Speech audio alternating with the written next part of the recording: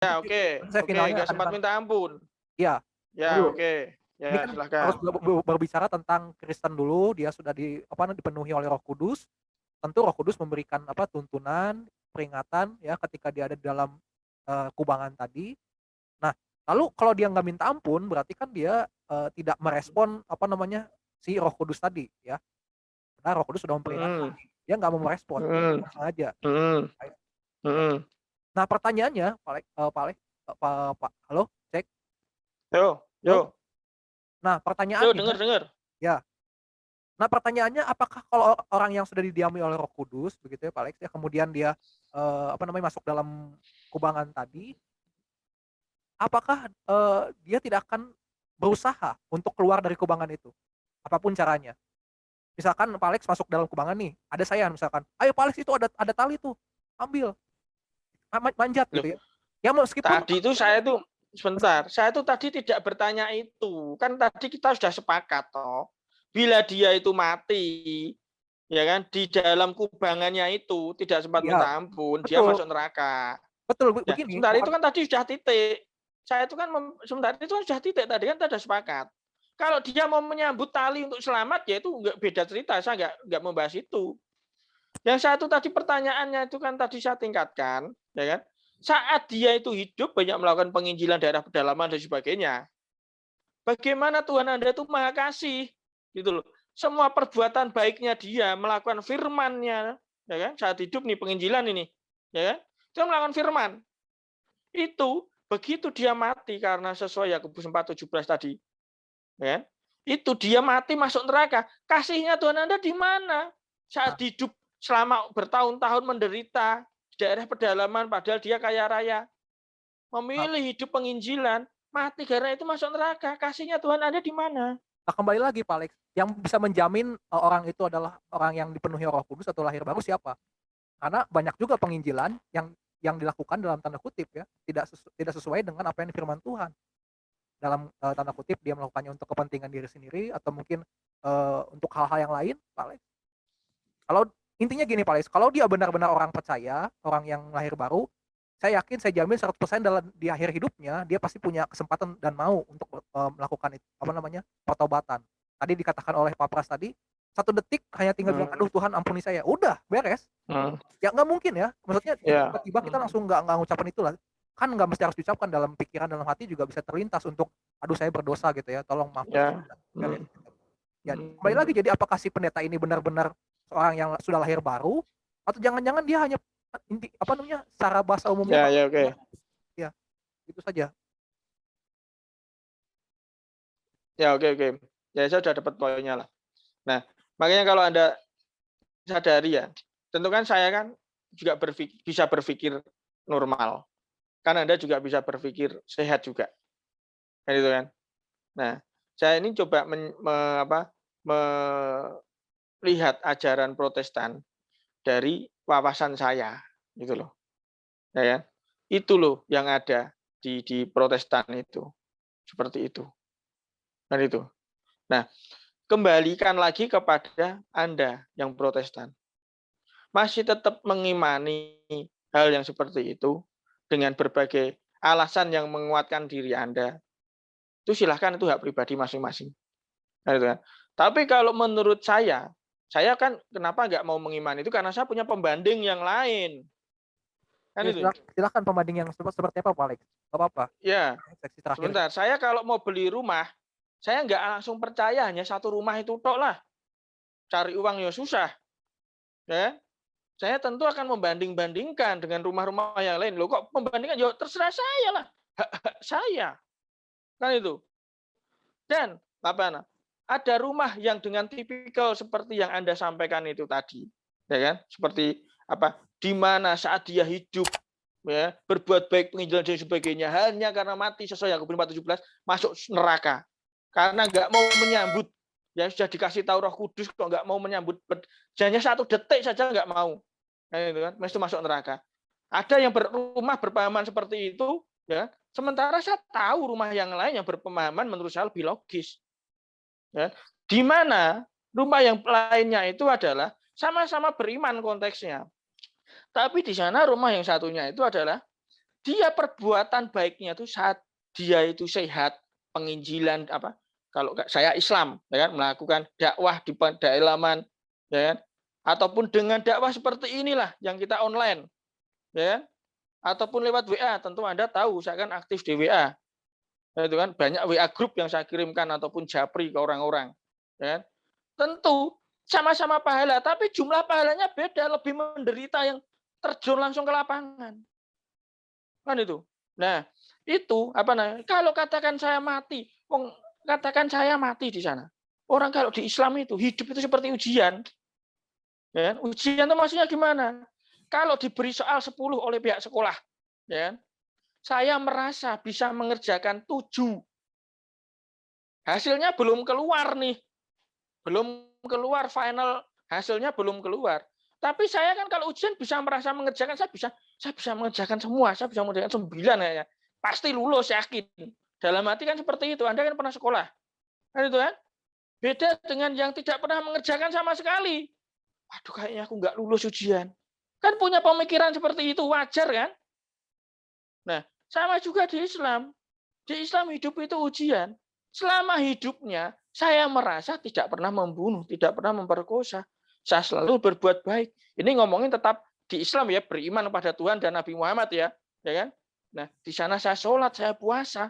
Hal apa yang membuat saya itu mendapatkan dosa besar apa? Gitu loh. Ya, nggak ada. Kalau saya melakukan pencurian, katakan mencuri bakwan Rp500 atau mencuri mencuri uang dan sebagainya. Pencurian atau perbuatan baik yang saya lakukan itu dilakukan di dunia. Benar ya? Saya mencuri bakwan itu kan di dunia. Saya mencuri uang 1 miliar itu kan di dunia. Ya. Saya melakukan perbuatan baik membantu tetangga saya, uang 1 juta. Ataupun saya membantu orang lain 1 miliar. Itu kan dilakukan di dunia perbuatannya. Ya. Tapi efeknya itu, bila melakukan pencurian itu akan mendapatkan efek dosa. Perbuatan baik akan mendapatkan efek pahala. Bicara surga dan neraka, itu kan ngomongin tentang ujiannya itu kan muncul. Ya kan? Ujiannya muncul. Hasil ujiannya keluar. Kalau hasil ujiannya keluar itu tadi, saat pertandingan di dunia tadi, saya melakukan dosa mencuri uang 500. Di sisi lain saya banyak membantu tetangga-tetangga saya. Dengan katakan kalau dinominalkan rupiah, katakan 1 juta misalkan. Ya secara nalarnya saya tetap lebih banyak pahalanya. Nominal 500, saya merugikan orang lain 500, mencuri. Di sisi lain saya membantu orang lain 1 juta. Orang B kata mencuri dari orang A 500, mendapatkan dosa 1 katakan. Sementara saya membantu orang lain B dengan uang 1 miliar. Ya, tentu pahalanya katakan 10. Ya, Oke. itu kan bisa dinalar. Oke, saya sudah dapat lah intinya begitu ya. Ini masalah pahala dan juga dosa berarti ya, Pak Alex ya. Iya. Nah, jadi makanya di Islam hidup itu ujian. Ya, betul. Nalarnya jelas. Ya. Lalu yang mungkin Pak Alex menjadi pertanyaan, kenapa di Kristen seolah-olah pahala itu tidak diperhitungkan? Mungkin seperti itu ya. Oh, bukan. Sebentar. Ya, saya tahu di Kristen itu ya perbuatan baik hubungannya pahala. Itu adalah tidak mempengaruhi keselamatan, tapi mempengaruhi upah nanti saat di surga. Betul. Artinya kan itu kan diperhitungkan. Betul. Kan itu kan? Diperhitungkan tapi nanti saat di surga. Lah, sekarang bagaimana mau masuk surganya itu? Jalannya ke sana itu saja. Di akhir hidupnya mencuri uang 500 dengan sengaja. Ya, tidak sempat meminta ampun ini. Ya, di akhir hidupnya berdosa saya Yakobus 4 itu masuk neraka, nggak usah ngomongin nanti upah di surga besar, nggak usah ngomongin itu. Anda masuk neraka soalnya. Gara-gara di akhir hidup Anda. Lah iya. Dia masuk neraka bukan karena perbuatan terakhirnya, Pak Alex. Ya karena dia belum benar-benar lahir baru, itu saja, simple. Bukan karena perbuatan kalau lahir.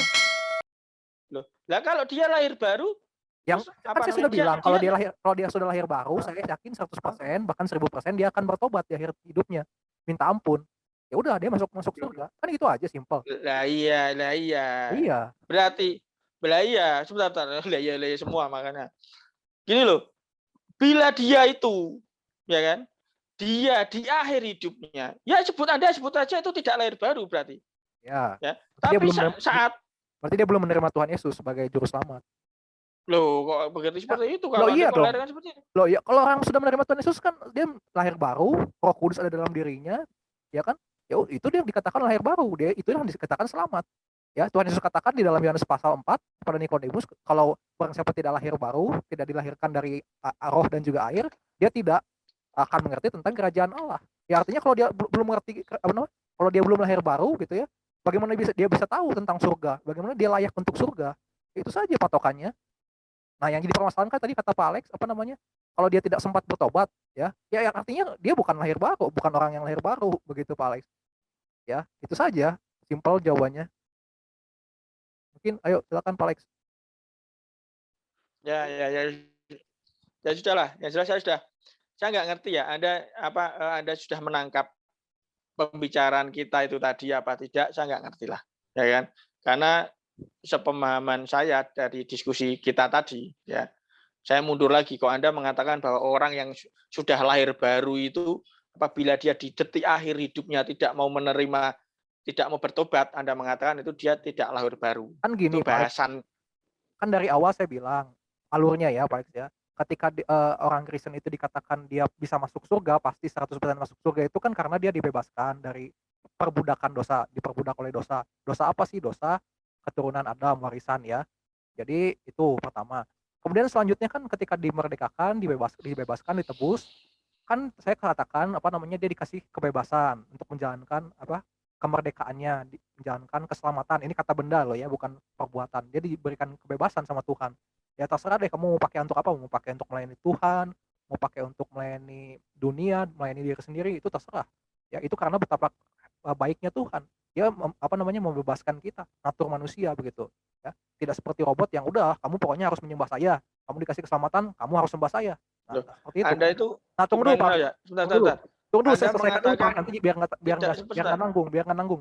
Nah, Yo, yo. Ya, ya. setelah itu kan berarti kan Ini hubungannya dengan robot ya? Hubungannya dengan robot. Hubungannya dengan betul, robot. betul Oke, ya ini silakan. bukan Ya, seperti itu, bukan silakan. seperti robot yang tadi saya Ya, katakan manusia ya, diberikan kehendak bebas. Kemudian dia mempergunakannya, ini kita berbicara tentang orang yang Kristen ya, yang lahir baru. Berarti kan dia mempergunakan untuk memuliakan nama Tuhan, melayani Tuhan. Nah, bagaimana orang yang melayani Tuhan yang sudah lahir baru ketika dia misalkan di akhir hidupnya melakukan dosa, ya tadi saya katakan dia pasti akan meminta ampun, dia akan menyesali, ya. Bahkan sebelum dia melakukan dosanya, sebelum dia jatuh dalam kubangan, dia berdoa pasti, Tuhan tolong jaga saya. Dia bahkan pasti melakukan itu, Tuhan tolong jaga saya, jangan sampai saya jatuh dalam dosa meskipun saya tahu saya lemah gitu kan. Nah itu di situ pun Tuhan sudah ampuni, bahkan dikatakan ya Tuhan itu mengampuni dosa yang sekarang, dosa yang masa lalu, dosa yang sekarang, dan dosa yang akan datang. Dan ini bisa berlaku kalau kita sudah ada di dalam Tuhan Yesus. Nah, bagaimana kalau misalkan kita jatuh dalam kubangan, bahkan disengaja dan bahkan tidak berdosa, ya itu kan sudah jelas dia berarti bukan menerima, dia belum menerima Roh Kudus, belum menerima Tuhan Yesus, belum lahir baru. Nah, itu saja. Patokannya jadi di awal ya, Pak Alex ya. Ya, silakan Pak Alex. Nah, Anda mengatakan setelah bertobat menerima Yesus Tuhan Juru Selamat, ya kan? Terus habis itu diberi keselamatan. Itulah tandanya dia lahir baru. Kan itu kan? Habis itu Anda mengatakan, tapi kita bukan robot. Dan artinya itu pegang, berarti dia sudah lahir baru. Pegang dulu, dia sudah lahir baru. Jangan Anda mundur lagi nanti. Loh, berarti dia dulu belum lahir baru. Omongan apa kayak gitu? Ya kan? Ya, karena kan Anda mengatakan, karena kan statement saya jelas Pak Alex, kalau dia lahir baru, dia pasti di akhirnya akan bertobat. Itu aja. Jadi kalau Pak Alex nanti singgung, bagaimana kalau di lah akhir iya, hidupnya dia tidak bertobat? Ya udah berarti balik lagi, dia belum lahir baru, itu aja, simpel aja Pak Alex. Saya nggak akan lah iya, ya mundur kalau Pak iya, Alex jangan lah singgung iya, yang akhirnya itu dia nggak bertobat. ya, Itu aja. ya, oke. Silakanlah, apa namanya? Anda mengatakan sudah lahir baru dan tidak lahir baru, ya. Nah, saat dia bertobat melalui Yesus Juru Selamat, ya, itu dia sudah mengakui Yesus Tuhan Juru Selamat, mengakui, ya, dia Tuhan Juru Selamat. Itu nggak usah ngomong lahir baru dan tidak lahir baru dulu lah. Dia sudah mengakui Yesus Tuhan Juru Selamat. Nggak bisa dipisahkan Pak Alex. Ya. Kalau dia mengakui, dia mengatakan Kristen sejati, dia harus lahir baru. Jadi nggak bisa Nah, itu sudah disebut lahir baru apa belum saat itu? Bagaimana mengakui Yesus sebagai Tuhan? Juru Selamat dia dengan sungguh-sungguh akan menjalankan seluruh, ya dengan sungguh-sungguh akan menjalankan firman iya. Tuhan Ya, saat itu. baru. itu lahir baru. Tapi kan Lahir marketnya baru. atas ya, Tuhan yang Itu menilai. di umur 20 tahun misalkan. Ya, di umur 20 tahun dia sudah Anda mengatakan lahir baru. Ya, dia selalu ke pedalaman, penginjilan dan sebagainya. Kan itu. Masuk enggak ini logikanya nih? Alurnya itu bisa dialami semua orang tuh itu kayak gitu. Ya kan? Enggak mungkin melakukan penginjilan di pedalaman dan sebagainya kalau dia belum lahir baru. Oh, enggak, bisa juga, Pak Alex. Memang tidak bisa ada. Ya oke. Nah, ya. Ya, enggak usah dibahas ya. Ya, ngomongin yang dia sudah lahir baru di umur 20 tahun, dia melakukan penginjilan, dia melakukan pembangunan gereja dan sebagainya. Tapi saat orang yang lahir baru itu, Tuhan juga memberikan, dia bukan robot. Dia punya kehendak bebas, free will. Sudah lahir baru melalui Tuhan Juru Selamat, sisi lain Tuhan juga memberikan free will. Kan itu kan? Benar? Oh, bukan dalam free will itu diberikan bukan ketika dia sudah lahir baru, Pak Alex. Loh lah iya, Diberikan sebelumnya ketika, orang pun begini, ketika seorang ketika nih Tuhan Yesus sudah memberikan keselamatan ya, memberikan keselamatan loh ya, sudah selesai pekerjaannya di kayu salib. Nah, disitulah ketika orang itu percaya Tuhan Yesus, dia diberikan kehendak bebas. Begitu Pak Alex, bukan ketika dia sudah lahir baru terus kemudian saya tahu alurnya Pak Alex mungkin nanti akan dia sudah lahir baru terus free will, kemudian dia ya udah saya memutuskan untuk nggak melayani Tuhan gitu kan. Pasti arahnya ke situ. Dengerin dulu karena memang tujuan saya kan untuk melemahkan iman Anda. Ya silakan. Kan, tujuan saya kan itu, bukan untuk menguatkan Anda. Ngapain saya menguatkan Anda? Kan itu kan? Tujuan saya kan memang itu, untuk melemahkan iman Anda. Kan itu, untuk membuat Anda bingung. Kalaupun Anda tidak bingung, ataupun Anda berusaha untuk tidak bingung, itu sudah hak pribadi masing-masing, ya, tidak masalah. Ya, silakan lanjut aja. Nah, orang yang sudah lahir baru, ya, dia ada kehendak bebas. Entah lahir barunya itu atau saat sebelumnya lah. Yang jelas manusia itu punya kehendak bebas berbuat apapun. Ya. Nah, di saat itu dia melakukan perbuatan dosa itu tadi. Dan dia tidak sempat meminta ampun di detik akhir hidupnya. Kalau Anda mau mengatakan, ya kan? Berarti orang itu belum lahir baru loh. Katanya tadi di umur 20 tahun dia sudah lahir baru. Apa kalau seperti itu? Sebentar dulu. Apa kalau seperti itu, kenapa Tuhan Anda tidak mengatakan, kamu tidak setelah lahir baru tidak saya beri kehendak bebas, tidak saya beri free will di kamu, agar kamu tidak bisa melakukan perbuatan dosa. Tuhan Anda memberikan peluang untuk manusia melakukan perbuatan dosa. Kan itu kan? Tapi setelah itu Tuhan Anda tidak memberikan kelanjutannya, hanya bahasa maksimalnya bertobat, meminta ampun. Hanya maksimal di situ. Gitu loh. Bagaimana bila tidak sempat meminta ampun? Itu yang saya tanyakan. Oke, cukup. Kalau Anda mau mengatakan, kalau Anda mengatakan tidak mungkin itu, ya wes rasa dibahas. Kan itu. Makanya saya melihat ajaran Anda seperti itu. Saya kan sekali lagi juga punya rasional pemikiran sendiri. Ya. Ada ajaran lain di mata saya yang lebih sehat. Ditanyakan apapun siap menjawab dengan rasional juga.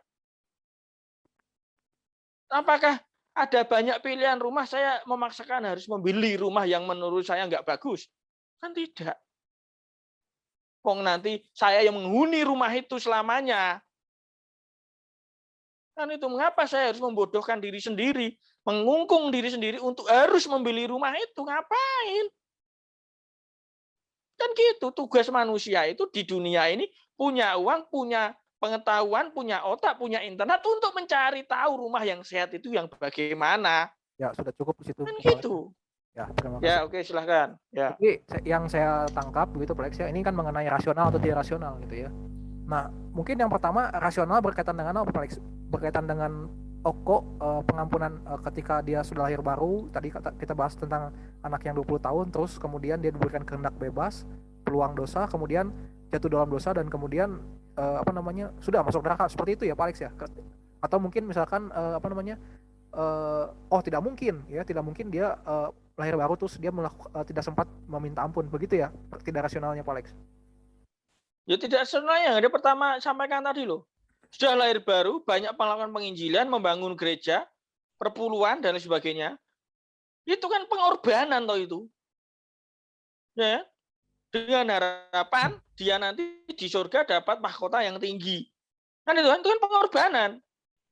Ya. Tapi begitu dia di akhir hidupnya tidak sempat minta ampun karena Yakobus 4:17, hilang itu semua tadi, lupakan mahkota yang tinggi, Anda masuk neraka. Kan itu. Ajaran yang seperti itu, ya kan? Itu nalar sehat-sehat tidak benar. Sementara kalau di Islam, ya, semua perbuatan penginjilan katakan di daerah pedalaman dan sebagainya, itu pahalanya besar.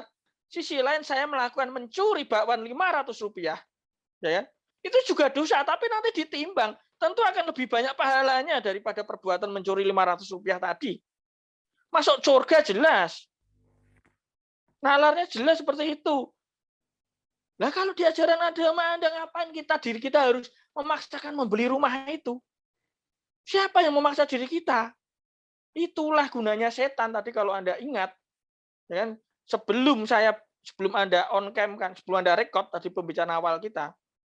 Ya, setan itu akan selalu mengajak baik itu di Islam ataupun non-Islam sampai dengan dia masuk neraka. Makanya tadi kan saya sampaikan seperti itu. Nggak cuma yang non-Islam yang diajak sampai neraka, Islam juga diajak. Gunanya di Islam itu mempelajari keselamatan dengan detail, yaitu ya nalar sehat saja Anda. Anda kan juga manusia sehat sama seperti saya. Ya. Kan itu kan? Alex, ya. Rasional yang dipakai ini rasional yang seperti apa dulu nih, Alex? Loh, rasionalnya perbuatan yang selama ini pengorbanan yang saya lakukan. Ya. Kalau kita mohon maaf ya nih Pak Alex, kalau kita memakai rasional yang dalam tanda kutip yang mungkin sesuai dengan pengajarannya atau agamanya Pak Alex, tentu akan berbeda dengan rasionalnya saya.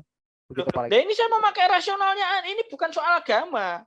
Anda manusia apapun, ya kan, tidak beragama pun bisa melakukan perbuatan baik. Betul. Lalu yang jadi permasalahan di rasionalnya itu yang di mana?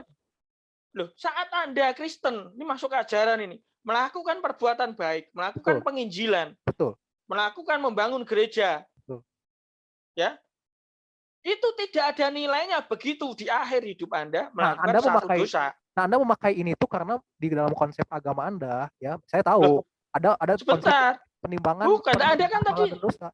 Sehingga Anda di situ Anda berpikir bahwa wah ini kenapa tidak sesuai? Anda memakai standarnya Anda begitu. Sedangkan yang mau saya kasih tahu, kalau Anda memakai pertimbangan rasional dan bukan rasional, dalam perjanjian lama itu sangat banyak yang kelihatannya tidak rasional. Nah, saya tanya begini Pak Alex ya, di dalam agama Anda begitu. Apakah mujizat itu rasional? Saya tanya nih. Apakah adanya mujizat? Itu sudah beda topik. Oh, enggak, ini kan pakai rasional. Enggak, ini kan pakai rasional. Mujizat itu tidak rasional. Mujizat itu tidak rasional. Ya kalau begitu jangan jangan ke arah atau ini rasional yang mana atau yang ini tidak rasional begitu Pak. Karena tingkat sebentar dulu. Sebentar. Kan saya kan mau memilih rumah kan terserah saya dong. Ya silakan. Tapi maksudnya dalam artian kalau mau memakai rasional ya pasti kan berbenturan begitu. Itu kan saya. Ya nggak apa-apa, Anda silahkan memakai nalar Anda sendiri. Kan itu kan. Saya memakai nalar pemikiran saya sendiri kan bebas saja kan. Menyampaikan pendapat aja sih saya. Lah iya, saya memakai nalar saya sendiri, ya kan. Saya mencoba mempelajari ajaran Anda, saya punya nalar. Ya, nalar sehat saya. Saya mempelajari ajaran Anda. Ya. Saat hidup berbuat baik dan sebagainya, penginjilan itu saat akhir hidupnya ya, dia mati karena Yakobus 4:17 itu masuk neraka ya. Nalar sehat saya itu nggak masuk, nggak usah Anda memaksakan untuk saya harus mengikuti, harus membeli rumah itu kan, itu kan kayak nggak ada rumah yang lain.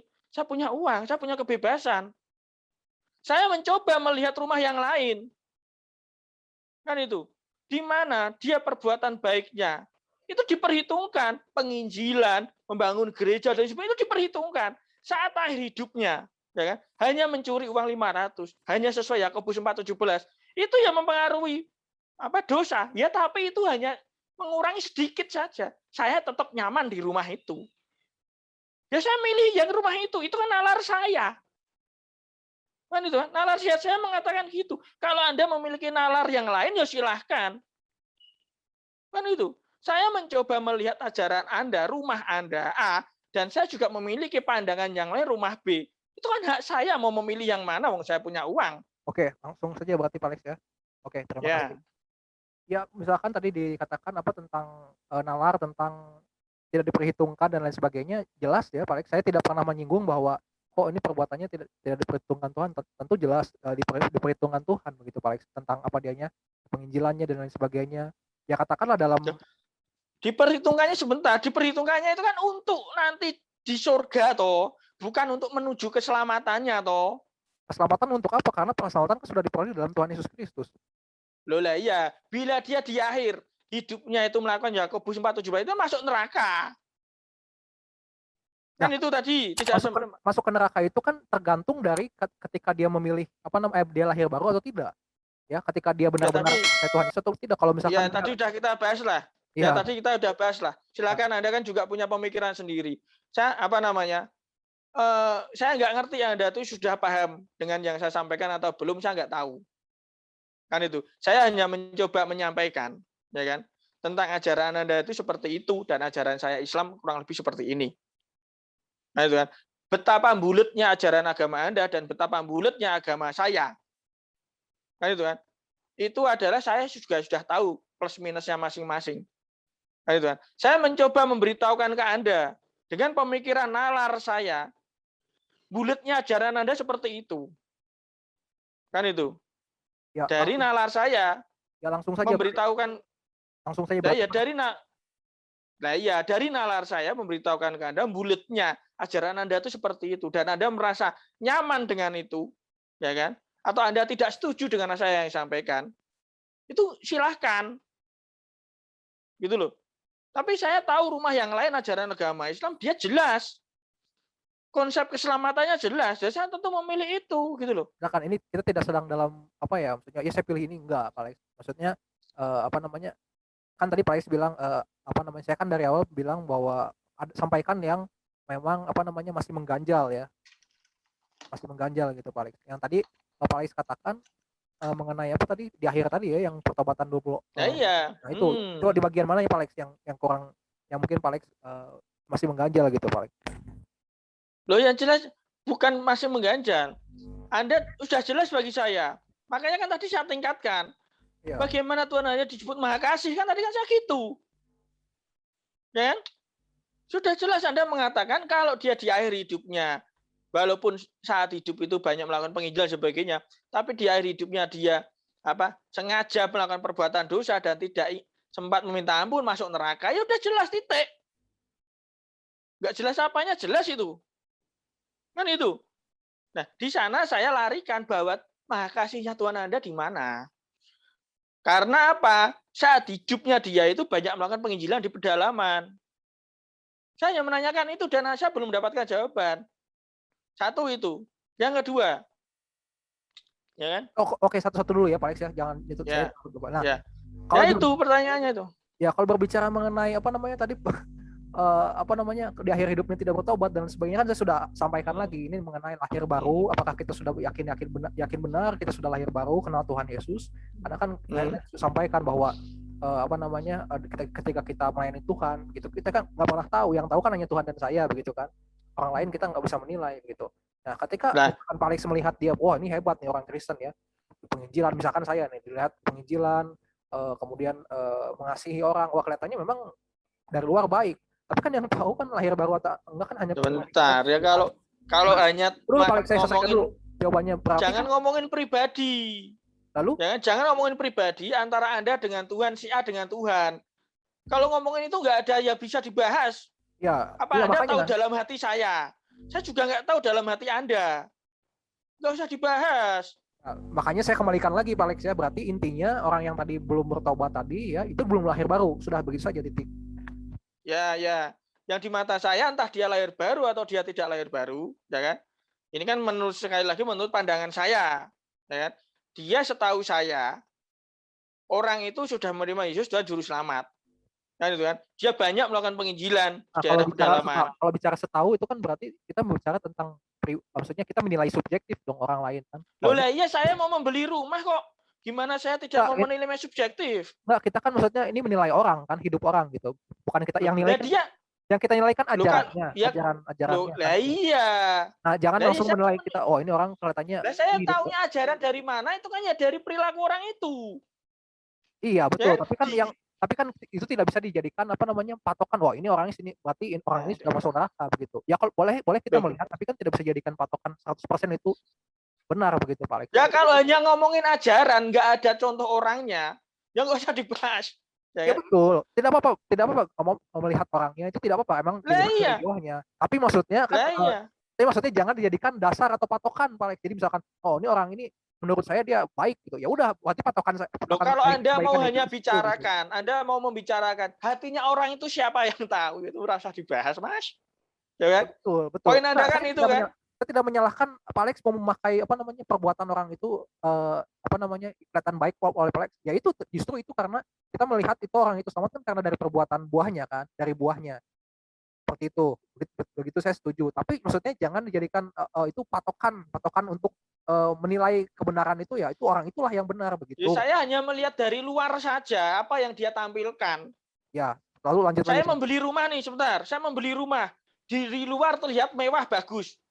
Dan setahu saya seperti itu. Tapi ternyata di dalamnya banyak genderuwo, siapa yang tahu? Ya. Kan itu maksud Anda. Lanjut lagi. Ya, ya. Saya melihat orang itu Tuan A, ya kan? Apa namanya? Melakukan perbuatan baik, penginjilan dan sebagainya. Terlihat mewah rumah itu.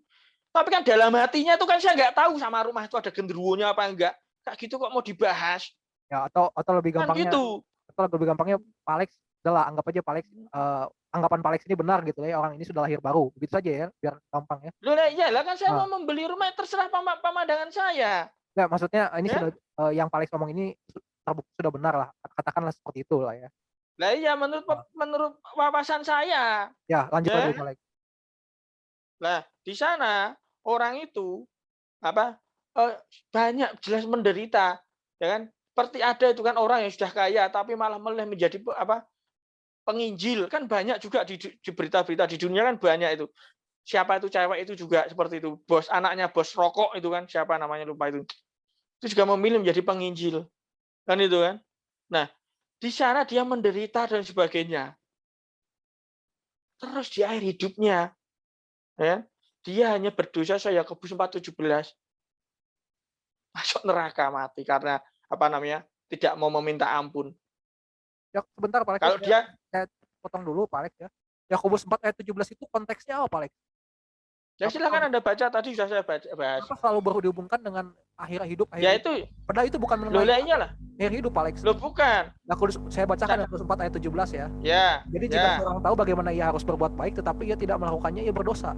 Jadi ini sudah ini mau dia dalam kondisi akhir, mau dia dari awal apa namanya sebelum akhir ya, di pertengahan hidupnya, di mana ketika dia tahu itu dia harus berbuat baik, ketika saya tahu harus menolong Pak Alex, ketika saya tahu harus memberitakan Tuhan Yesus kepada Pak Alex, saya tidak melakukan itu, ya itu berdosa. Jadi ini berlaku ya.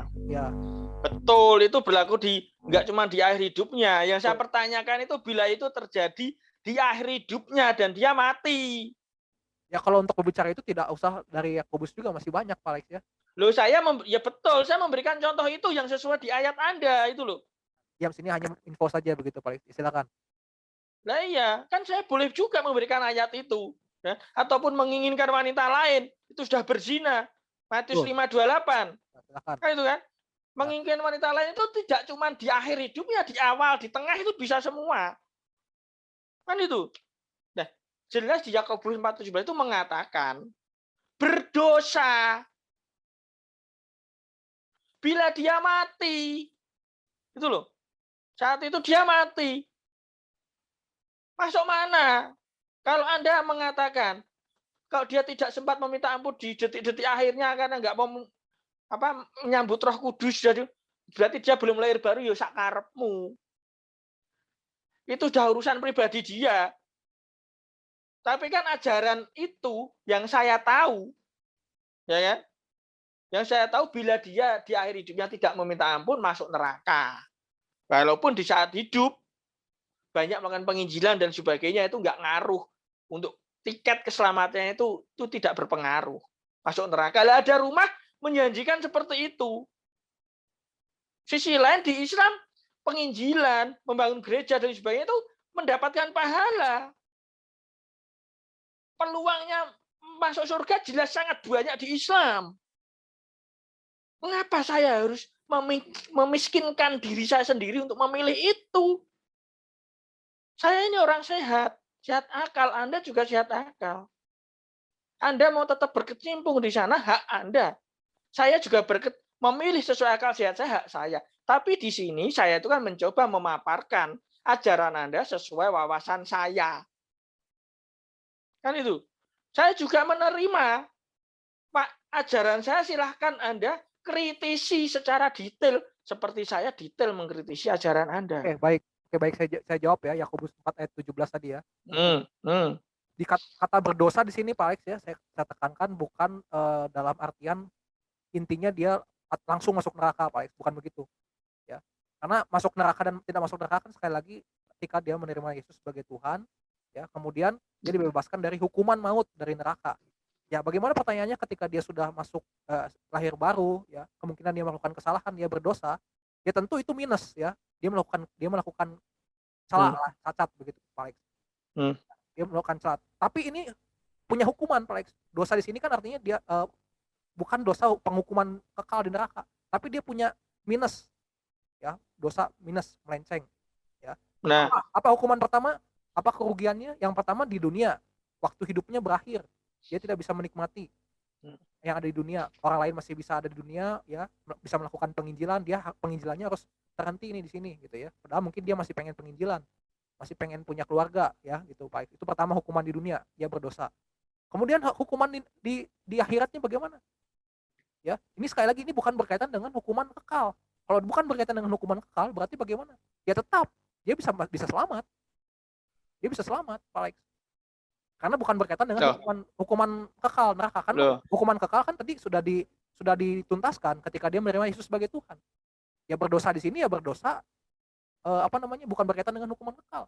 Dosa. Terus ya. Berarti itu hanya suatu ancaman kosong saja. Yang di mana? Yang Yakobus 4:17 itu. Loh, bukan ancaman kosong. Bukan ancaman kosong, Pak Alex. Ini kan jadi jika seorang tahu bagaimana ia harus berbuat baik. Jadi jika seorang tahu bagaimana ia harus berbuat, tetapi ia tidak melakukannya. Ini kan pengandaian. Benar nggak? Jadi jika seorang tahu, tetapi ia tidak melakukannya. Nah, ini kan pengandaian. Artinya bisa terjadi, bisa enggak. Nah, ya yang ngomongnya yang terjadi. Nah, itu Pak Alex dalam tadi kan tanya tentang terjadi, bagaimana kalau terjadi seperti itu, begitu kan? Ya kan saya sudah terangkan Pak Alex, bahwa kalau misalkan itu tidak membatalkan. Berarti ya. Anda mengatakan tidak membatalkan keselamatan. Betul. Berdosa tapi tidak membatalkan keselamatan. Berarti itu suatu ancaman kosong saja atau itu? Loh, enggak. Kan tadi saya sudah jelaskan. Apa namanya? Hukumannya ada di dunia.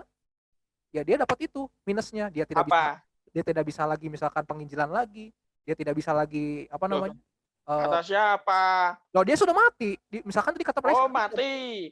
Kan berarti mati karena mati itu. Tadi kan Pak Alex bilang, bagaimana kalau sampai hidupnya dia tidak dia tidak mengaku dosa begitu kan, dia mati. Kemudian ya, dia sekarang resiko akhiratnya ada enggak? Saya bicara akhirat nih. Ya kan tadi saya katakan dia tetap selamat. Tidak ada. Ini bukan berkaitan dengan penghukuman kekal, Pak Alex. Lah iya kan? Nah, iya. Ya, berarti ya kan? Berarti kan tidak ada risiko akhirat bila dia melakukan perbuatan dosa. Betul. Itu. Betul. Nah, kan itu kan? Betul. Nah, oke, ya tidak ada risiko akhirat ya.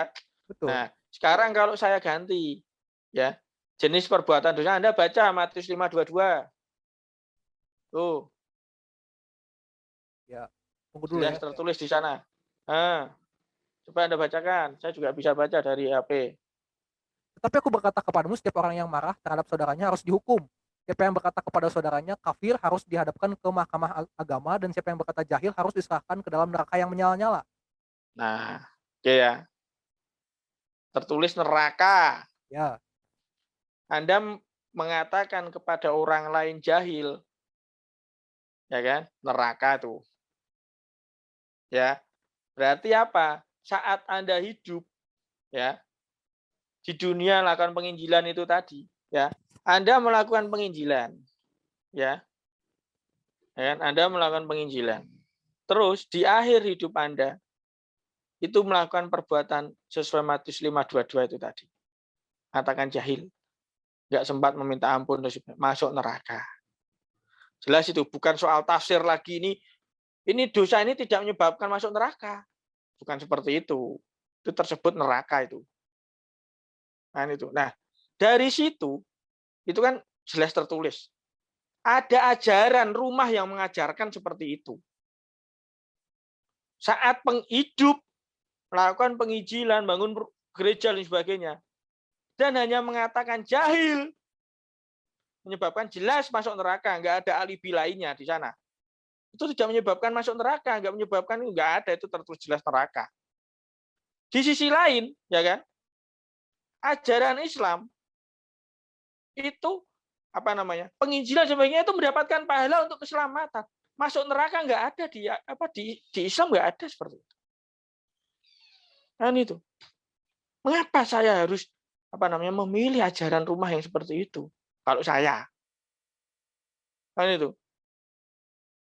Nah, silakan Anda renungkan, Anda pikirkan bahasa Matius 5:22 itu tadi, bagaimana Anda coba menjelaskan kepada diri Anda sendiri. Tidak usah kepada diri saya gitu ya. Ya boleh lah, atau kepada siapapun.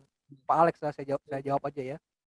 Sekali lagi kita kembali kepada konteks ya, bahwa Alkitab harus dipahami dengan konteks dan maksudnya apa sih? Karena ini Matius ini berbicara tentang narasi Tuhan Yesus yang ketika itu berbicara kepada ahli-ahli Taurat, ya. Dan juga kepada orang-orang yang yang mengerti hukum Taurat ya, Pak Alex ya, mengerti hukum Taurat. Matius pasal pasal 5 ayat ke-22 tadi, setiap orang yang marah terhadap saudaranya harus dihukum, ya.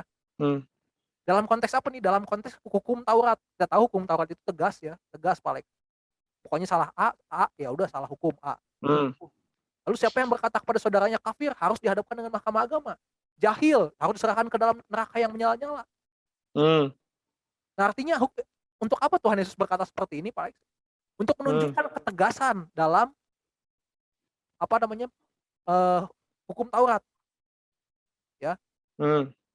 Untuk menunjukkan kepada orang-orang yang ahli Taurat dan juga orang-orang yang masih mengikatkan mereka dengan hukum Taurat tetapi tidak mau percaya kepada Tuhan Yesus, ya untuk itu diberitahu bahwa hukum Taurat ini sangat keras, ya. Sedangkan mereka itu kan orang-orang hukum Taurat ketika itu mereka jahil, mereka kafir katakanlah ya, begitu ya. Mereka sering menghakimi orang. Ini kan konteksnya menghakimi orang.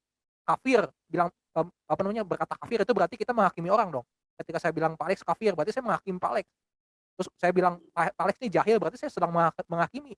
Nah, punya hak apa saya bilang begitu kepada Pak Alex gitu? Nah, artinya saya mengakui ya bahwa hukum Taurat itu begitu keras begitu. Makanya Tuhan Yesus itu di dalam ayat 22 mengatakan bahwa betapa kerasnya loh ini hukum Taurat itu begitu ya. Tidak ada kaitannya dengan langsung dengan oh ini perbuatannya jahil, ya udah kamu berarti akan langsung masuk neraka. Bukan seperti itu, ini bukan masalah tindakannya jahil kamu harus masuk neraka, bukan. Itu jelas yang mengatakan saja, hanya berkata saja. Bukan, enggak. Ya kalau siapa yang berkata jahil? Ya kan saya sudah katakan lagi, Pak Alex. Alkitab itu dilihat dari konteksnya, dipelajari dari konteks dari ayat 1, dari keseluruhan kitab itu harus tahu.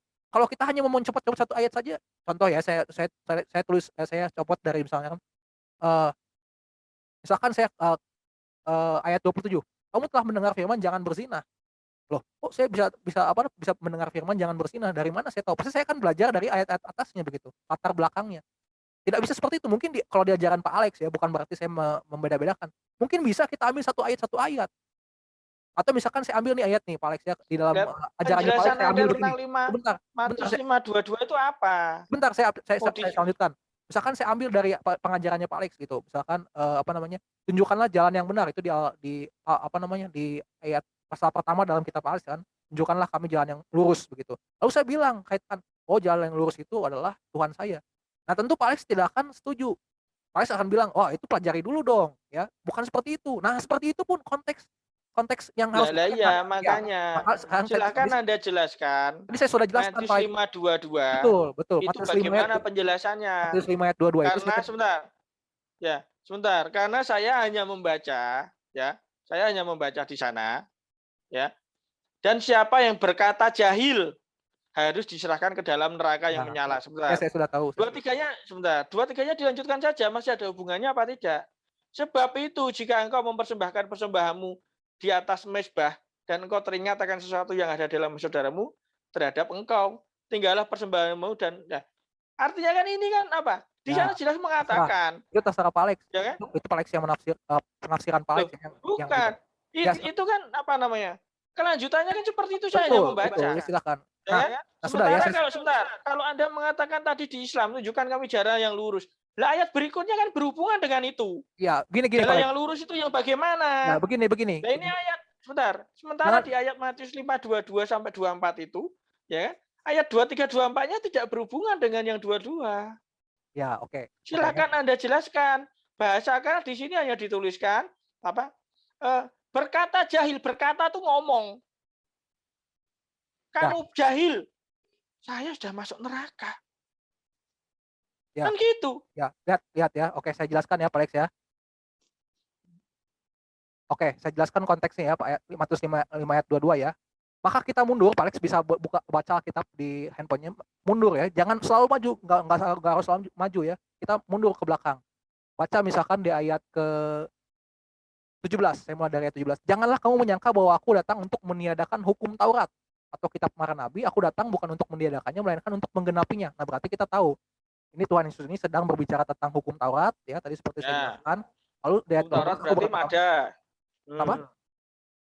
Hukum Taurat itu ada.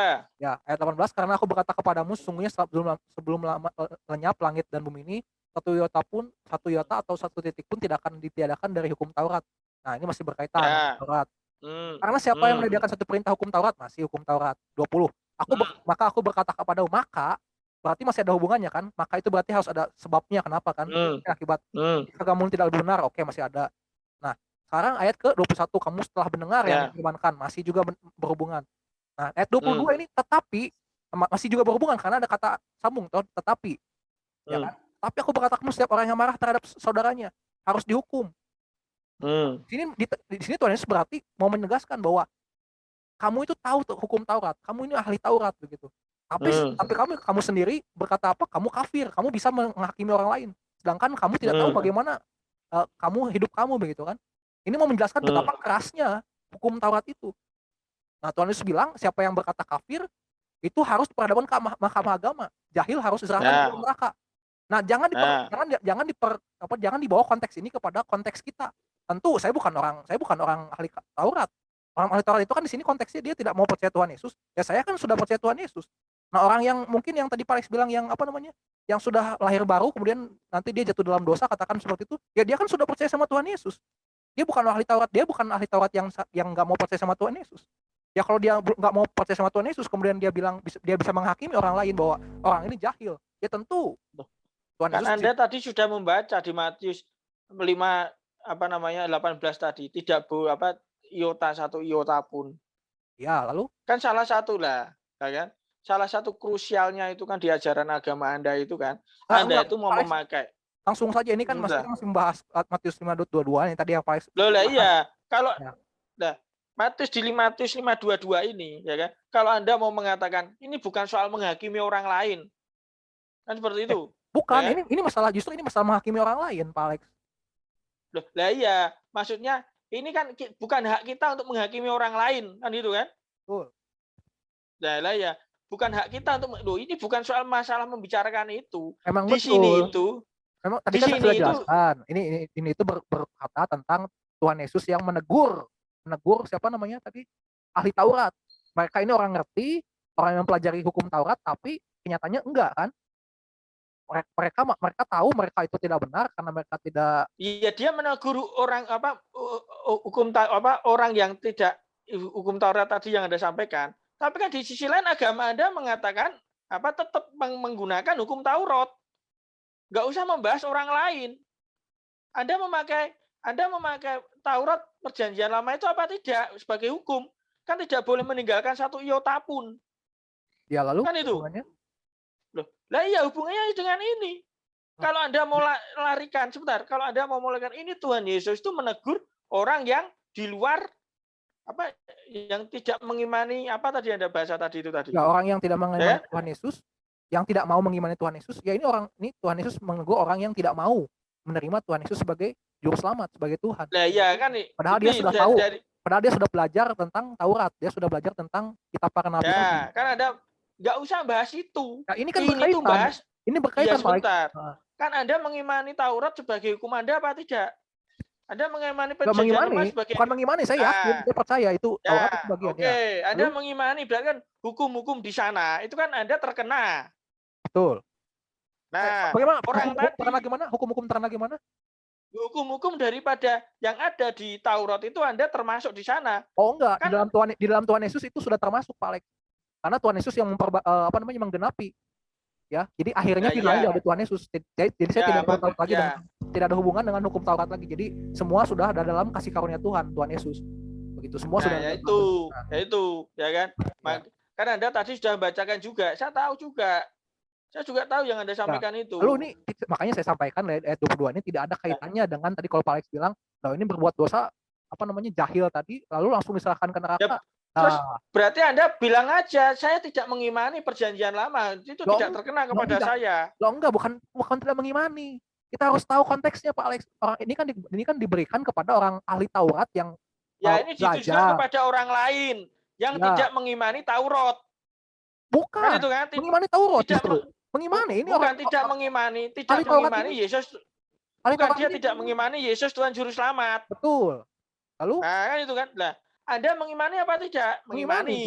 Ya. Nah, ya kan? Mengimani. Di sana makanya apa hubungannya dengan Matius ini, ya kan? Di sana jelas disebutkan kalau Anda mengimani ini, mengimani Matius 5:22 ini sebagai hukum Anda, ya. Ini mengimani itu, ya ini harusnya menjadi salah satu hukum Anda, kan nggak boleh dihilangkan satu iota pun. Enggak, ini Tuhan Yesus ini lagi berbicara kepada orang yang belum mengimani Tuhan Yesus, yang tidak mau.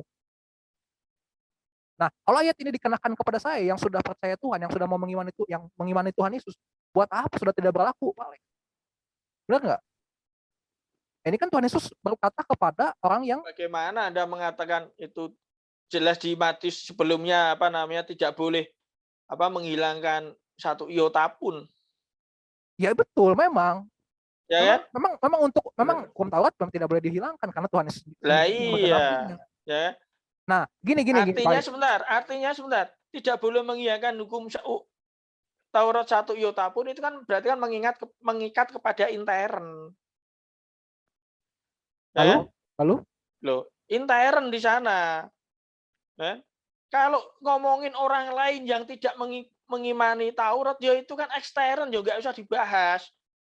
Ya, dalam hal ini kita tidak sedang membahas orang yang sedang tidak mengimani Taurat. Kita sedang membahas orang yang mengimani Taurat tapi tidak mau mengimani Tuhan Yesus atau mau mengimani Tuhan Yesus, antara dua itu saja kan? Aduh. Gimana? Yang Matius yang Yakobus 4:17 itu tadi tidak bisa membawa kepada neraka. Itu kan. Nah, saya nggak tahu kalau yang Matius ayat 22 mana? Yang tadi jahil harus diserahkan dalam neraka itu ya? Itu kan dua-dua. Sekarang juga baca Matius 5:28 coba. Oh, yang Ya enggak, tadi yang sebelumnya singgung kan Matius 5 ayat 22 itu kan yang. Nah iya, itu karena saya menunjukkan itu. Ya, saya menunjukkan itu. Anda tunjukkan kepada saya yang sudah percaya Tuhan Yesus, berarti ini tidak berlaku Pak Alex ya. Pada saya yang sudah percaya sama Tuhan Yesus. Nah, yaitu yang percaya kepada Tuhan Yesus, ya kan? Percaya pada Tuhan Yesus itu mengatakan jahil, itu di sini jelas mengatakan. Ini kan saya sekali lagi katakan ini konteksnya kepada orang yang belum percaya sama Tuhan Yesus. Anda jangan bilang ini seorang yang sudah percaya Tuhan Yesus, lalu Anda kenakan dia, nggak bisa lah, Pak Alex, nggak berlaku. Ini itu hukum Taurat apa enggak? Mana hukum Taurat, Pak Alex? Bukan, Matius ini loh. Ini perjanjian baru, Tuhan Yesus sudah ada di sini. Hukum Taurat sedang disinggung. Ini menyinggung hukum Taurat, lalu dikenakan. Ya, coba Anda baca Matius 5:28 lah, itu kan lanjutannya atau itu. Oke. Tetapi aku berkata kepadamu, setiap orang yang memandang perempuan setelah menginginkannya sudah berzina dengan dia di dalam hatinya. Ya, ini perjanjian baru ya sebelumnya kan di dalam perjanjian lama kan hukum Taurat itu kan eh, pa- harus dulu apa namanya terlihat dia berzina kan ya Pak Alex ya, ketangkap basah dulu dia berzina, sudah melakukan dulu dengan perbuatannya, maka itu bisa dibilang apa namanya berdosa Berzina. ya, Hmm. berzina. Tapi Tuhan Hmm. Yesus justru katakan setiap orang yang memandang bahkan sebelum dia melakukan itu sudah berzina Nah, ya. gitu. Nah, Nah, nah itu lalu yang seperti ya kenapa? itu bisa membawa masuk neraka apa tidak? Ini bukan masalah tentang masuk neraka atau enggaknya Pak Alex di sini Loh, ya. udah Ini Tuhan berzina kok. lah enggak, ini kan tuh sekali lagi ini konteksnya masih dalam percakapan yang tadi dengan apa namanya orang yang belum percaya sama Tuhan. Tuhan Yesus ingin menunjukkan kamu punya standar hukum Taurat, si ahli-ahli Taurat ini. Nih, saya bawa hukum yang justru lebih lebih dari hukum Taurat. Dia tidak menghilangkan ya, Tuhan Yesus tidak menghilangkan loh, tidak menghilangkan satu iota pun, tetap berlaku hukum Tauratnya, tapi justru Tuhan Yesus malah lebih berat lagi membawa hukumnya, Lah lebih dari hukum iya. Taurat. Nah, Lah sekali iya, lagi itu ini bisa disampaikan membawa. ya ini disampaikan kepada orang yang Nah, percaya Taurat, yang mengimani Taurat tadi kata Pak Alex, tetapi tidak mau percaya dengan Tuhan Yesus. Nah, seperti itu ya. bagaimana Anda mengatakan yang tidak mau percaya kepada Tuhan Yesus itu dari mana kesimpulan itu? Loh, ini kan konteksnya yang tadi kita lihat. Hukum Lah apa bahasa disampaikan kepada para ahli Farisi. Lah logikanya Tuhan Yesus berkata berkata kepada yang mau percaya sama dia untuk apa disampaikan kepada para ahli Taurat ini kalau misalkan mereka sudah percaya Tuhan sama Tuhan Yesus. Ya kalau orang sudah percaya sama Tuhan Yesus ya iyalah, orang pasti langsung manut-manut aja gitu bahasanya. Ngapain harus berdebat di sini gitu kan Pak? Nah, kita lihat ya. Kita lihat. dari ayat Matius 5:28 itu, ya. Ya, itu bila dilakukan kepada orang yang sudah percaya. Ya, saya bertanya nih. Ya, Ya, dilakukan kepada orang yang sudah percaya Yesus Tuhan juru selamat. Ya, itu berdosa apa tidak? iya berdosa lah Membawa jelas. Berdosa jelas. membawa neraka apa tidak? Oh enggak, kalau disampaikan kepada orang yang sudah benar-benar percaya Tuhan Yesus ya, yang lahir baru tadi ya. Hah? Yang maksudnya ini dikenakan kepada orang yang sudah lahir baru ya, Iya, itu berdosa apa tidak? dosa, Nah, membawa ke neraka apa tidak? tidak. Tidak. Nah, ya, ya, Lalu ya. Nah, itu apa? Saya kalau coba melihat di sana, ya, kalau itu Anda mengatakan tidak berdosa tapi tidak membawa masuk neraka, betul, ya. ya. Nah, sekarang kalau perbuatannya yang lain, kalau misalkan saya mencuri uang Mhm, Rp500, bakwan dalam wujud bakwan tahu bakwan ya, gorengan. ya. Saya mati, tidak sempat minta ampun. Berdosa enggak? Berdosa. Masuk neraka apa tidak? Saya tanya. Ini Pak Alex sudah percaya sama Tuhan Yesus kan? Sudah lahir Ya baru kan? sudah, Oh, masalah masuk neraka atau enggaknya saya bilang enggak. nggak tahu, nggak Enggak, bukan tahu. enggak tahu, enggak Kalau masuk saya enggak masuk itu neraka kita. kapasitas Tuhan. Ya kapasitas Tuhan. Nah, ya kan nggak tahu kan apa bahasa lainnya itu kan kapasitas Tuhan kan berarti Anda nggak tahu. Betul. Ya. Nah, sekarang saya ganti. Kalau mencuri uangnya 1 miliar, saya mencuri dari tetangga saya 1 miliar. Mati saya. Masuk neraka apa enggak? Ini Coba. oh, maksudnya masih masih bertanya tentang masih masih kaitannya dengan Iya. yang lahir baru kan? Ya. Oke. Masuk neraka apa tidak? Saya bukan Tuhan Pak Alex. Ya, nggak tahu juga jawabannya Nah, sama. Nah itu. Kalau Anda nggak tahu, ya kan, Anda bukan Tuhan, ya kan, itu juga salah satu jawaban yang sering orang Kristen sampaikan. Sekarang seperti ini juga, bagaimana dengan orang ateis? Dia masuk surga apa tidak? oke, Itu kan hak prerogatif mungkin Tuhan juga. oke mungkin enggak. Oke itu hak ini kita bedakan ya asumsi dengan kepastian ya dengan hak atau hak prerogatif ya. Asumsi itu kan bisa benar bisa salah ya. Tapi ini asumsi asumsi yang katakanlah hampir benar gitu Pak Alex ya. Tadi kalau berkaitan dengan apa namanya? Dia mencuri gorengan atau mencuri apakah itulah mencuri uang 1 miliar begitu. Saya bisa katakan asumsi saya dia tetap masuk surga, dia tidak akan masuk neraka selama dia sudah masuk. Tapi kalau Tapi haknya yang menentukan dia masuk Anda surga. sebentar, Anda barusan meralat ini, mencuri uang Rp500 masuk surga apa? Anda nggak tahu. Enggak, saya kan bilang, saya pisahkan lagi nih, asumsi saya pribadi dengan hak prerogatif. Kan tadi Pak Alex bilang hak prerogatif, Ya, menyinggung hak prerogatif. wawasan Anda itu bagaimana tentang konsep keselamatan di Kristen yang Anda imani bila mencuri uang Rp500 dan mati? Itu loh. Masuk surga apa neraka? Karena kalau mati itu hubungannya surga dan neraka. Nah, inilah. Wawasan Anda bagaimana? Nah, ini tergantung. Apakah dia tadi balik lagi dia sudah bertobat, dia bertobat di akhir hidupnya, Ya, atau gimana? ya. Dia Nah, mencuri uang 500 tidak sempat bertobat. tidak sempat atau tidak mau? Tidak mau, tidak sempat, tidak ingin. Tidak, ya masuk neraka lah. Itu kan artinya Neraka. dia belum, artinya kan dia dari awal saya sudah Ya. bilang dia nggak mau dia nggak lahir baru. Berarti dia hanya omong-omong kosong aja gitu. Saya tidak ngomongin lahir baru dan tidak Enggak, ngomongin ini lahir baru. nggak bisa ngomong karena status Ya kita itu juga urusannya semua. pribadi dia dengan Tuhan. Nah, ini Pak Alex ngomongnya kalau status pribadi lagi, katanya tadi bilangnya jangan bilang. Lah iya, makanya nggak usah ngomongin sudah lahir baru dan tidak, karena itu urusannya dia dengan Tuhan. Nah, kalau tidak mau Kan itu. ngomong, nah kalau tidak mau menyinggung Loh, situ, Pak sebentar. Alex, kita berhenti sampai di apa namanya? Di sini. Bertobat. Enggak, maksudnya sampai dia Loh ujungnya. kan saya kan mau membeli rumah. Kan Iya. itu kan? Ya. Loh, soal rumah itu ada genderuwonya, ada makhluk halus apa tidak, saya ramudeng. Ya. Ya kan? Ya. Nggak usah dibahas. Dia sudah lahir baru apa tidak itu urusan dia dengan Tuhan. Nggak usah dibahas soal itu. Ya kan? Ya. Nah, makanya menurut yang Anda ketahui, ya, orang yang sudah menerima Yesus Tuhan Juru Selamat, rasa ngomong ke lahir baru apa ora lah. Ya kan? Karena jelas dia bertuhankan Yesus. Saya lihat rumah dia itu mewah. Kan itu kan terlihat itu. Berarti dia Kristennya KTP, walah, rasa bahas itu. Berarti Pak Alex Ya ini kan? hanya apa sih, melihat wah mewah rumahnya gitu ya, Pak Alex ya. Nah, ya udah gitu aja, interiornya ada genderuwonya apa enggak tahu. Oke, silakan pertanyaannya yang mana nih Pak Alex nih? Nah, dia sudah menerima Yesus Tuhan Juru Selamat. Banyak berbuat baik. Di akhir hidupnya mencuri gorengan Rp500. Ya. Dan tidak sempat bertobat, tidak ingin bertobat. Masuk surga pun neraka. Tidak ingin bertobat ya? Tidak tahu. Tidak mau bertobat ya? Tidak ingin, tidak mau, tidak sempat. Oke, masuk neraka. Mati. Hah? Masuk neraka. Masuk neraka. Jelas nih ya. Bukan, itu hak prerogatif Tuhan, saya nggak tahu. Jangan dibahas. Nah, silakan, lanjut ya. lagi. Nah, masuk neraka. Nah, ajaran yang seperti itu, rumah yang seperti itu, ya kan? Di mana saya saat hidupnya itu banyak melakukan penginjilan dan sebagainya, ya kan? Hanya di akhir hidup saya mencuri gorengan satu sengaja nih. Kalau nggak sengaja nggak usah dibahas. Saya sengaja mencuri gorengan, kan itu kan? Itu saya malah masuk neraka. Loh, saya nggak mau. Hanya gara uang 500.000 saja, hidup saya banyak membantu orang lain. Katakan bukan soal membantunya, bukan soal uang karena saya miskin. Saya banyak ke tenaga. Itu kan juga bantuan. Pikiran, itu kan juga bantuan. Kalau materi saya nggak punya misalkan. Ya kan?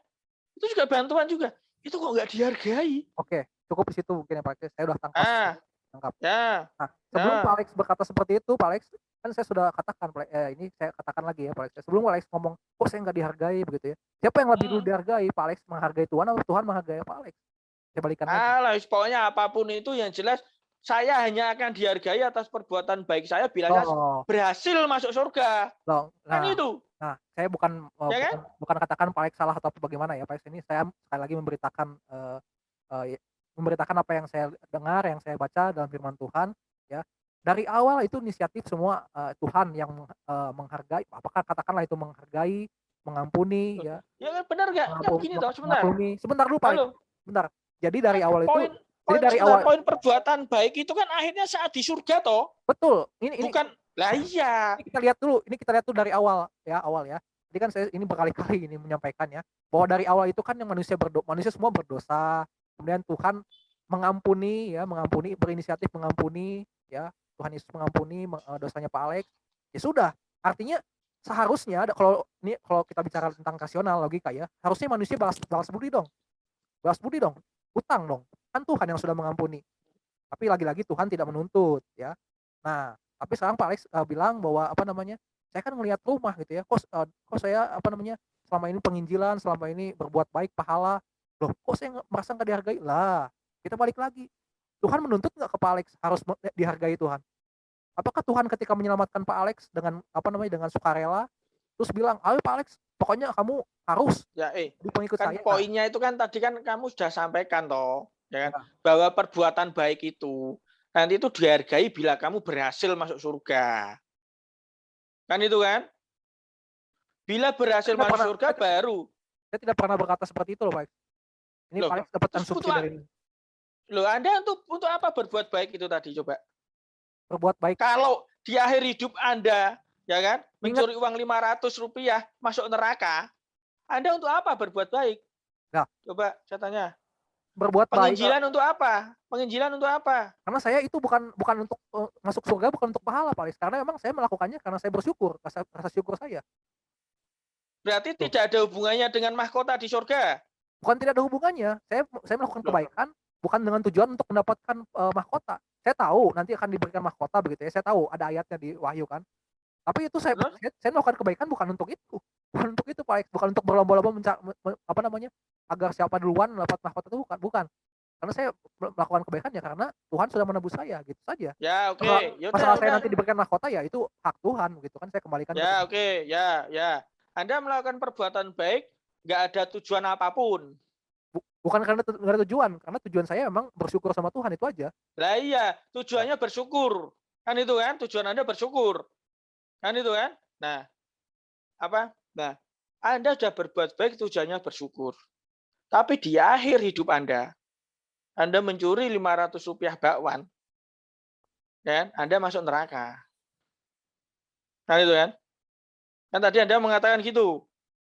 Di akhir hidup bila tidak sempat meminta ampun, mencuri bakwan Rp500 masuk neraka. Anda tadi mengatakan itu. Kan itu kan? Nah, agama Anda, rumah yang ada di ingin saya beli menawarkan ajaran seperti itu. Sisi lain, saya melihat rumah yang lain yang tidak seperti itu. Kan itu. Di mana, ya kan? Di mana aktivitas hidup yang saya lakukan, ya kan? Jelas di sana itu untuk keselamatan satu dan atau untuk apa? Mendapatkan level-level dalam surga. Level tinggi dan level rendah. Oke, saya berhenti di situ. Terima kasih Pak Alex ya.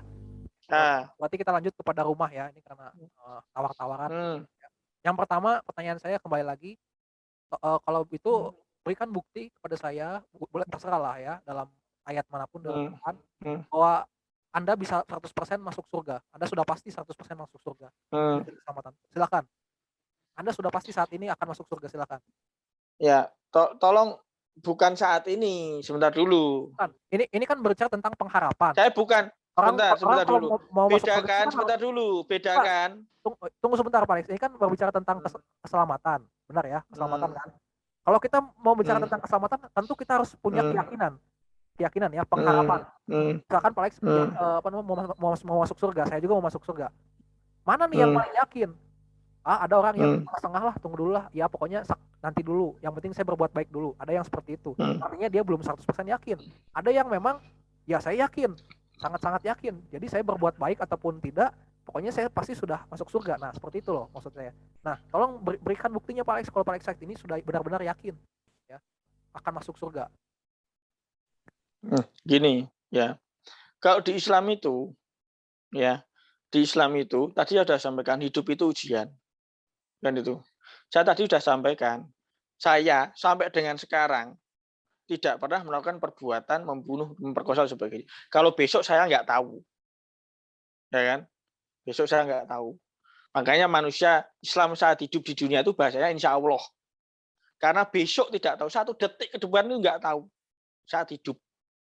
Itu bahasanya insya Allah. Tapi soal kepastian surga dan neraka di Islam itu pasti. Ya, ini ngomongin ajaran. Nah, bagaimana bisa dikatakan pasti? Sekarang saya memberikan gambaran ke Anda. Perbuatan mencuri uang di dunia ini 1 miliar. Kan banyak itu ya. Bagi saya banyak, tentu bagi Anda juga masih banyak. Uang 1 miliar rupiah. Ya, perbuatan itu. Sama juga saya melakukan perbuatan sholat 2 rakaat sebelum subuh. Itu juga perbuatan toh. Saya melakukan sholat kan gerakan, perbuatan. Ya. Saat hidup di dunia itu perbuatan itu saya lakukan sholat 2 rakaat itu paling 3 menit. Ya, perbuatan itu. Nah, hasil dari perbuatan sholat 2 rakaat itu tadi, itu sunnah itu, bukan wajib. Hasil dari perbuatan itu tadi, saya mendapatkan pahala lebih banyak dunia dan seisinya. Dunia dan seisinya itu artinya materi. Uang 1 miliar tadi, saya mencuri itu juga materi. Ya kan?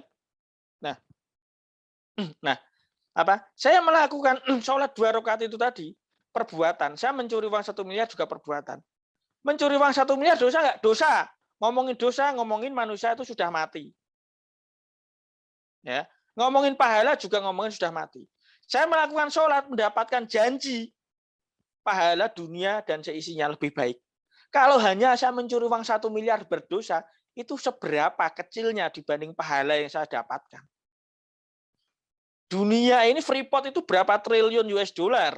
1 miliar rupiah nggak ada artinya sama sekali. Saat orang sudah mati, ya, itu sudah bukan ngomongin perbuatan lagi, tapi ngomongin pahala dan dosa. Nah, nalarnya, ya, bagaimana kalau saya melakukan sholat itu terus, apalagi yang wajib tidak disebutkan pahalanya. Saya melakukan puasa, saya tidak pernah berbuat zina, saya tidak pernah membunuh. Ya, sampai dengan sekarang nggak tahu besok. Karena kalau besok bahasa insya Allah. Karena masih hidup. Mana itu kan? Nah, bagaimana saya nalar saya bisa masuk neraka sampai dengan sekarang kalau saya tidak pernah melakukan perbuatan jahat seperti itu. Dan saya selalu sholat 5 waktu, puasa dan sebagainya. Bagaimana saya tidak pasti masuk surga? Satu itu. Yang kedua, perlu Anda ketahui. Bagaimana rahmat di Tuhan itu, maha kasihnya.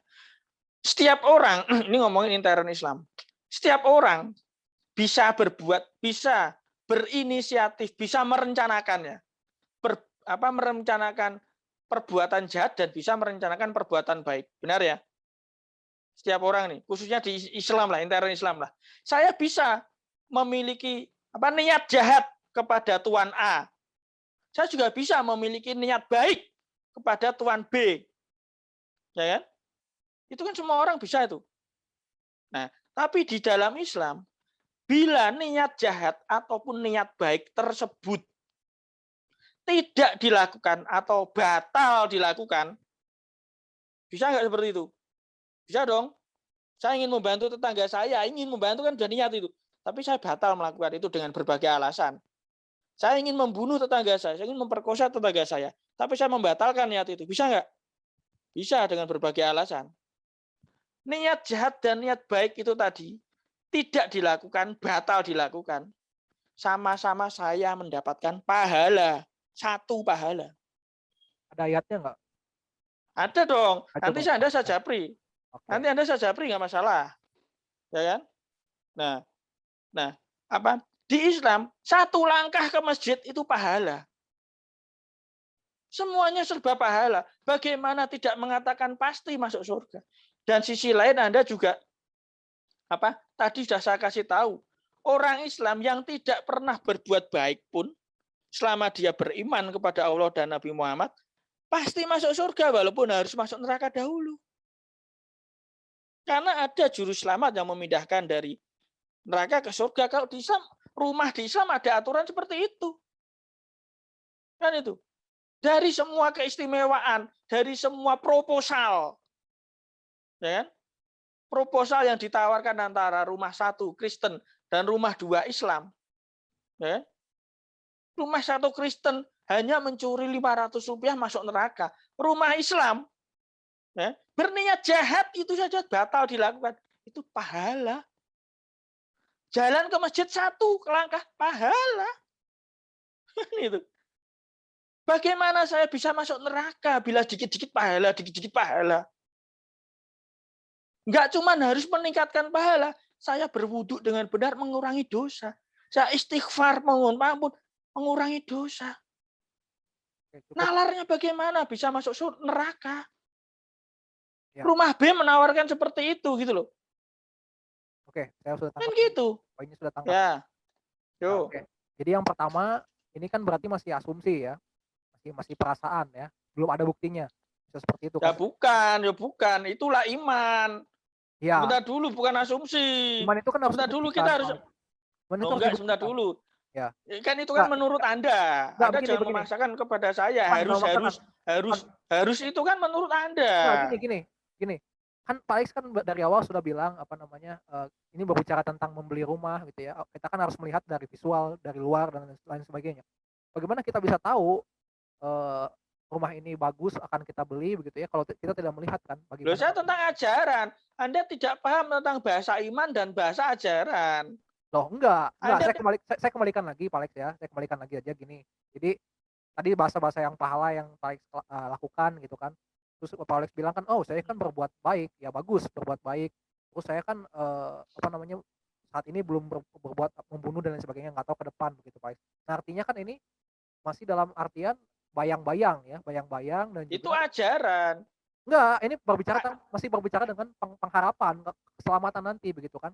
Kan Pak Alex kan sudah mengalami ini, Pak Alex kan sudah mengalami ini kan, sudah mengalami apa tadi yang katakan kebaikan-kebaikan gitu kan, Pak Alex merasa sudah melakukan itu, ya. Sudah melakukan itu kan Pak Alex kan, perbuatan baik dan lain sebagainya begitu kan. Sudah Pak Alex lakukan gitu, ya kan. Ya, Nah, artinya kan Pak Alex, apa namanya, saya ingin tahu, mana nih kalau begitu kebenarannya seperti itu bagaimana? Kalau misalkan Pak Alex tadi katakan, "Ya ini saya yang saya rasa sekarang amal saya pasti lebih baik nih daripada pahala saya." Nah nah makanya saya tahu bahwa di akhirat sana di dalam apa namanya, Islam kan ada namanya timbangan kan, timbangan yang menimbang apa, pahala dan dosa kita. Kalau pahalanya lebih besar gitu kan tentu akan masuk surga, kalau pahalanya sedikit, apa namanya itu, masuk neraka. Kalau imbang saya nggak tahu gimana ya, misalkan nanti terjadi imbang dan lain sebagaimana. Nah, artinya ini kan maaf ya, Pak Alex ya, mohon maaf saya bukan mengecilkan atau bagaimana, artinya ini kan masih, eee, praduga gitu, praduga. Memang di ajaran Islam ada, memang dikatakan seperti itu, tapi kan dalam apa namanya, dalam realitanya, realisasinya ini kan masih belum terjadi ya, realisasinya. ya Nah, tadi kan saya sudah sampaikan toh. Manusia betul. hidup itu di Islam itu seperti ujian sekolah. Iya, ya, Ya, ya. ya saya sudah tangkap itu, ya. Nah, Berarti kan ini realisasinya belum ada ya, belum ada. kita belum bisa Belum melihat ada. kepastiannya, kita belum bisa melihat kepastiannya ya, apakah ini Ya, benar nggak? betul, Ini benar nggak betul, nih ini betul. benar nggak nih saya bakal masuk surga begitu. Nah Oh inilah ya bukan. Ya bukan gitu, ini bener gak nih, bener gak nih. ya, Tapi manusia hidup, ya kan tadi kan sudah menyatakan sekolah kan, ujian sekolah. Ya, saat dia merasa bisa mengerjakan sekolah, betul. ujian Kan itu. tadi ya Nah, sekali lagi balik lagi, sebentar dulu, sebentar saat dia dulu. merasa Sebentar dulu dong. bisa ya, Kalau dia, lah iya, soal 10, ya kan, soal 10. Saya bisa merasakan mengerjakan 9. Dengan jelas saya bisa mengerjakan 9. ya, Saya tidak pernah membunuh dan sebagainya. ya, Yang satu itu adalah perbuatan-perbuatan dosa kecil, mencuri iya, gorengan 500 dan sebagainya, ya kan? ya, Itu kan saya di dunia. Ya itu apa namanya? Menurut Islam, menurut nalar saya yang mengikuti ujian, saya pasti lulus. nah Walaupun nilai ujiannya belum keluar. nah, seperti itu kan. Nah, Nilainya belum keluar, artinya kan belum keluar. bisa saja guru itu kan memberikan, "Ah, udahlah ini anaknya kayaknya mau saya kurangin sedikit." Nah, masih ada pertimbangan-pertimbangan seperti itu kan. Ya itu menurut Anda lah. Itu silakan Anda membuat pemikiran-pemikiran sendiri. Saya hanya menganalogikan ya kan bahwa Islam itu apa namanya? Hidup itu seperti ujian di sekolah. Oh, ya. Saya hanya menyampaikan seperti itu. Saya juga menyampaikan ya kan. Saya hanya menyampaikan ajaran saja di Islam nalarnya. Enggak soal Anda mau berpikiran lagi, wah ini gurunya nanti like and dislike terhadap murid, silahkan Anda memikirkan yang lain-lain seperti itu. Saya hanya menyampaikan ya kan, ajaran di Islam hidup di dunia ini adalah ujian, ilustrasinya sama seperti sekolah gitu loh, ya kan. Dia selama hidupnya banyak beribadah, puasa dan sebagainya, apakah dia manusia suci di dunia ini, dia masih tetap melakukan perbuatan jahat kan itu. Nah, perbuatan jahat di sana itu di Islam ada timbangannya, besar kecil dan sebagainya. Perbuatan baik juga ada timbangannya, pahalanya itu besar kecil dan sebagainya. Nah, di sana finalnya nanti setelah manusia mati. Itu saya rasa cukup sederhana gitu loh. Saya hanya mau menyampaikan ke Anda, itulah di Islam seperti itu. Kalau Anda mau punya pemikiran lain yang lain sebagainya, silahkan. Oke. Hak Anda juga Terima gitu. kasih Silakan ya Pak gitu. Alex. Ya, terima kasih. Nah, Ya itu tadi saya tangkap dari penjelasannya Pak Alex. Nah, yang saya tawarkan di sini adalah dalam iman percaya kepada Tuhan Yesus adalah mengenai kepastian. Balik lagi kepastian ya. Balik lagi kepastian. Kepastiannya bagaimana caranya saya sudah buktikan. Tadi saya berikan ya, orang yang sudah percaya Tuhan Yesus diberikan kuasa, yaitu kita didiami Roh Kudus ya, Roh Kudus ada dalam diri kita. Nah, kemudian dampaknya dia memberitakan Injil, memberitakan Tuhan Yesus, jadi saksi. Nah, lalu Roh Kudus itu dikatakan metrei seseorang untuk bisa masuk ke dalam surga. Nah, artinya saya bisa membuktikan kan ke Pak Alex, nah ini saya sudah menjadi saksi Tuhan Yesus, menjadi saksi Kristus. Kemudian saya sudah membagikan tentang siapa Tuhan Yesus, gitu ya. Nah, itu saya sudah bisa membuktikan, berarti saya sudah pasti punya kunci ke surga. Nah, itu tentang kepastian. Jadi istilahnya dalam rumah, tadi kalau saya boleh pinjam logikanya Pak Alex, rumah saya sudah dijamin gitu. Nah, silakan, sudah ada di sini. Ya, saya tidak membandingkan ya, saya hanya dari sudut pandang saja. Ini rumahnya saya sudah pasti seperti ini. Sudah pasti akan sama dengan gambaran ya, seperti dengan gambarannya. Nah, itu pertama. Jadi di dalam Kristen sudah diberikan kepastian. Nah, lalu saya ingin menjelaskan kepada Pak Alex mengenai ini sebagai penutup ya, mungkin sebentar lagi kita akan selesai. Ya. Maaf nih Pak Alex ya. Nah, yuk. Lalu ini menjelaskan apakah keselamatan dalam Kristen bisa hilang gitu ya? Apakah kalau ada orang Kristen lalu berbuat dosa dia tidak selamat? Jawaban saya yang pertama adalah orang yang sudah ada dalam ruang keselamatan, ini untuk mempertegas statement saya. Orang yang sudah ada dalam ruang keselamatan dari Allah yang diberikan lewat anaknya yang tunggal yaitu Kristus Yesus, maka tidak akan pernah bisa keselamatan itu hilang. Itu yang pertama. Ya, kenapa? Karena dia sudah ada dalam ruangan keselamatan, dalam lingkup keselamatan. Baik dari sisi pemberian dari Allah, karena Allah selalu konsisten ya, nggak pernah berubah-ubah. Lalu baik juga dalam sisi keputusan manusianya, ya, karena orang yang sudah selamat pasti akan selalu berusaha menghindari dosa, akan selalu berusaha ada di dalam ruang keselamatan itu, begitu, nggak akan kemana-mana. Nah, lalu yang jadi pertanyaan penting, ya, Pak Alex, apakah orang itu sudah ada dalam ruang keselamatan? Nah, inilah yang tadi berkaitan dengan lahir baru dengan orang yang belum lahir baru. Orang yang lahir baru tentu sudah ada dalam ruang keselamatan, orang yang belum lahir baru, orang yang tidak ada dalam ruang keselamatan. Ya, di dalam Yohanes 9 ayat 5 dikatakan selama aku ada di dunia, akulah terang. Artinya dunia yang gelap itu sekarang sudah tercover oleh keselamatan Tuhan yang adalah terang. Ya, yang diberikan Allah di dalam Yesus Kristus. Nah, ada 3 kriteria, Pak Alex, ada 3 kriteria respon dari keselamatan yang Tuhan Yesus berikan. Yang pertama, ada orang yang mengurung dirinya dengan menolak keselamatan itu. Ya, ini bisa diibaratkan dengan contohnya orang Pulau Jawa ya. Pulau Jawa mungkin habis dilanda badai dan angin puting beliung. Terus orang pertama ini nggak mau keluar dari rumah. Padahal dia belum melihat juga ada cahaya yang masuk gitu ya ke rumahnya. Tapi dia nggak mau keluar. Kenapa? Karena mungkin dia masih trauma dengan badainya. Dia tidak mau keluar karena dia takut. Ya, akibatnya apa? Dia menjadi orang yang antisosial, nggak kenal dengan orang, nggak bisa dapat bantuan, susah cari uang. Orang ini jelas-jelas orang yang tidak mau atau menolak keselamatan, ya, tidak mau keluar dari rumahnya. Dia tidak mau keluar kepada ruang keselamatan. Tidak mau datang kepada ruang keselamatan tadi. Yang kedua adalah orang yang membuka dirinya dengan menerima keselamatan. Orang ini akan memberanikan diri untuk keluar dari rumahnya karena setelah badai tadi melihat cuaca yang cerah, ada cahaya, dia keluar. Oh, berarti ini suasana sudah baik, ya, ada harapan nih, ada harapan. Nah, setelah dia keluar, apakah tidak ada tantangan? Ada tantangan.